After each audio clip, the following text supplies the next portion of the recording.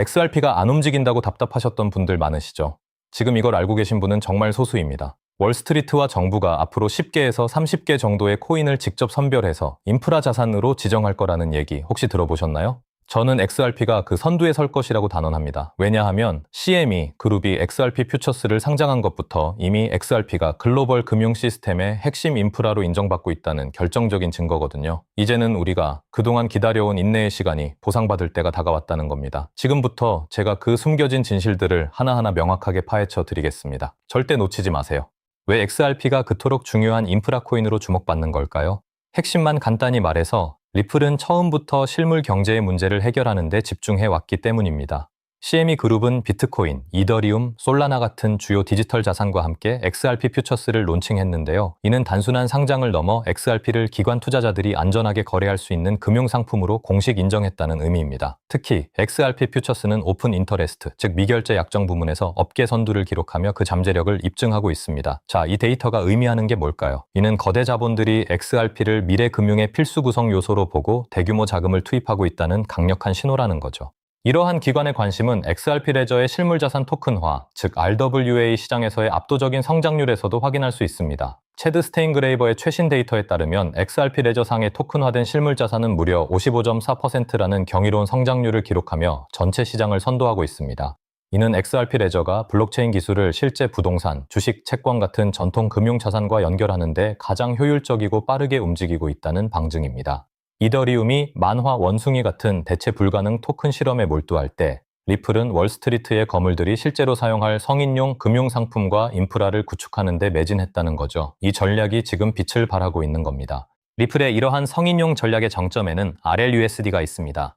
리플의 잭 맥도날드 수석 부사장은 기관 투자자들 사이에서 스테이블 코인에 대한 관심이 폭발적으로 증가하고 있다고 언급하며 RLUSD가 규제 준수와 안정성을 바탕으로 이들의 요구를 충족시킨다고 설명했습니다. RLUSD는 달러와 1대1로 연동되며 블록체인 기반의 빠른 결제와 낮은 수수료를 제공합니다. 그는 특히 정부가 스테이블 코인의 사용을 법으로 명문화한다면 기관 채택은 더욱 가속화될 것이라고 강조했습니다. 이는 CBDC와 토큰화된 실물자산 시장의 확장을 염두에 둔 리플의 선제적인 움직임이며 이 분야에서 리플이 주도적인 역할을 할 것이라는 확신을 주는 대목입니다.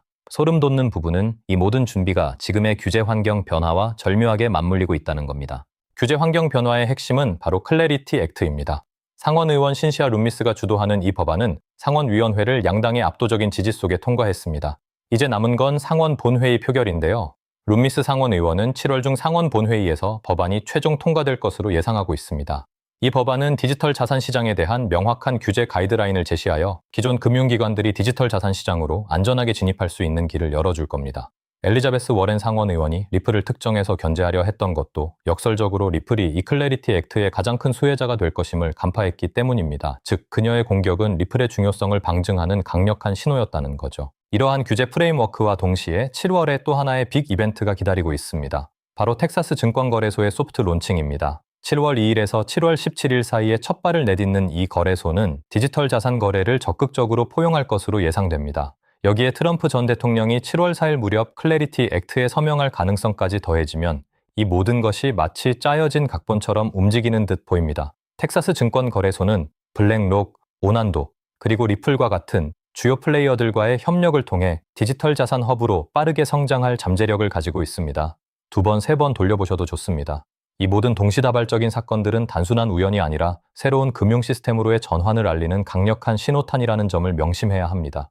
과거 안소니 폼플리아노의 발언을 보면 XRP의 잠재력을 더욱 명확히 알 수 있습니다. 그는 2017년에 만약 비트코인이 CNBC와 기관 투자자들이 알게 된 후 폭발적으로 상승했다고 생각한다면 리플 XRP를 발견할 때까지 기다려라 라고 트윗했습니다. 그리고 2018년 1월 2일에는 2017년 최고 성과 암호화폐로 리플이 36,000% 상승했다고 언급하며 비트코인은 상위 10개에도 들지 못했다고 밝혔습니다. 물론 그는 이후 태도를 바꿨지만 그의 초기 통찰은 XRP가 가진 진정한 잠재력을 정확히 꿰뚫고 있었다는 겁니다. 이처럼 과거 최고 전문가의 예언은 XRP가 단순한 변동성 자산이 아닌 혁신적인 금융 인프라의 핵심임을 보여주는 강력한 근거가 됩니다.